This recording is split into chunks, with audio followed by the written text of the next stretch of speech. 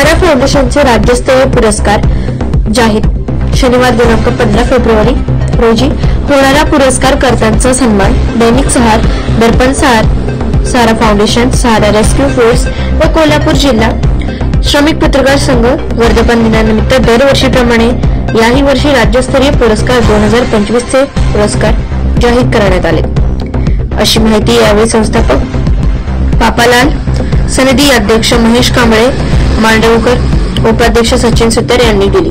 दरवर्षी सामाजिक क्षेत्रातून उल्लेखनीय काम करणाऱ्या सहारा फाउंडेशनच्या वतीने राज्यस्तरीय पुरस्काराने सन्मानित करून कौतुकांची थाप देऊन पुढील सामाजिक कार्यासाठी नवीन ऊर्जा भरण्याचे काम सहारा फाउंडेशनच्या माध्यमातून होत असते। तसेच याही वर्षी सामाजिक कार्यात उल्लेखनीय कामगिरी केलेले व आदर्श उद्योजक, आदर्श व्यक्तिमत्व, आदर्श आशा वर्कर, आदर्श अंगणवाडी सेविका, आदर्श प्रशासकीय अधिकारी, सर्वसामान्य घटकापासून ते मोठ्या घटकापर्यंत समाजातील उल्लेखनीय काम करणाऱ्यांचा पुनर्गौरव करण्यात येणार आहे।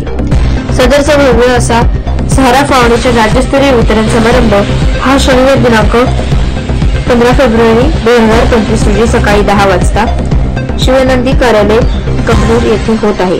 तर या पुरस्कार वितरण समारंभाला पालकमंत्री प्रकाश आंबेडकर, पंचगंगा साखर कारखान्याचे चेअरमॅन PM पाटील, माजी आमदार सुरेश वैदी, हळवणकर, हातकणंगले विधानसभा मतदारसंघाचे आमदार अशोकराव माने, बापू, इचलकरंजी विधानसभा मतदारसंघाचे आमदार राहुल आवाडे व इतर मान्यवरांच्या उपस्थितीत सदरचा पुरस्कार वितरण सोहळा होणार असून तरी या पुरस्कार वितरण सोहळ्यात सर्वांनी उपस्थित राहावे असे आवाहन करण्यात आले आहे।